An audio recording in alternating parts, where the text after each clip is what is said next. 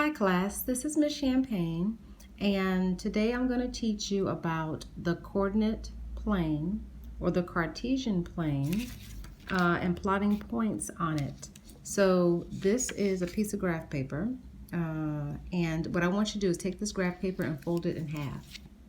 So you're going to take it and you're going to fold it hot dog style. So just fold it straight across.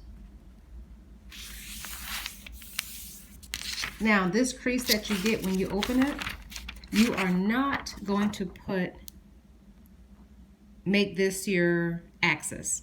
You're going to choose the blue line on either side of this crease because your axis has to be on a blue line. So I'm going to choose this blue line. It doesn't matter which one you choose. So I'm just going to draw a line straight down. This is going to be my y-axis, and we'll discuss that in a minute. So just draw it straight down on the blue line all the way down to the edge of the page. Then you're going to fold it over hamburger style. So it goes like this. And again, you're going to open up the crease and you're going to choose the blue line that's closest to the crease. And this is going to be our x-axis. So I'm just going to choose this one. As long as it's on the blue line, you're good to go. Now up here at the top, I have the ABCs. If you see, when we look at the alphabet, this is how we decide the x and the y-axis. The x comes first. So the x is always going to be your first number because it comes first in the alphabet. Q, R, S, T, U, V, W, X. So X is always the first number, Y is the second number. So when I look here, I'm going to label this my X axis. I'm going to come here at the top and label this the Y axis. And this grid looks just like a road map. And this is how we determine where people live. Right here in the center, this is called the origin. Origin. The origin is located at 0, 0. This is 0, 0. This is where you're going to start to plot points. You always come back here to the origin. I'm going to draw the letter C for coordinate. Where this C begins, this is called quadrant 1. The C goes around here to quadrant 2. It goes down to quadrant 3, and then it stops at quadrant 4.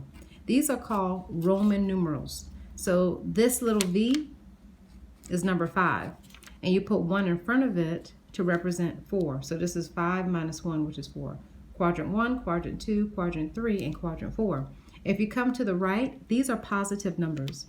So this is a positive 1, positive 2, positive 3. And notice that I'm skipping blue lines, which is fine as long as you have the same setup on the other side, as long as you skip numbers on the other side also. Over here, I'm going to have negative numbers. So to the left is -1, -2, -3, -4, I'll do one more, and -5. That's the x-axis. So the x-axis, you can only go right or left first. You have to go right or left first. The y-axis, this is going to be +1, +2, +3, +4, +5. And down here at the bottom is your negative numbers. So you have -1, -2, -3, -4, -5. When we plot a point, if you look at this paper right here, we're going to plot these points to create a gingerbread man. So here it says step 1, we're looking at 0, 9. So let's look at the vocabulary concerning 0, 9. So I'm going to put 0, 9, and I expect for you to write these notes on your paper. This 0, we said, represents the X number. So when you see these two numbers, this first number, we can say, what is your X number? That's going to be 0. What is your Y number? That's going to be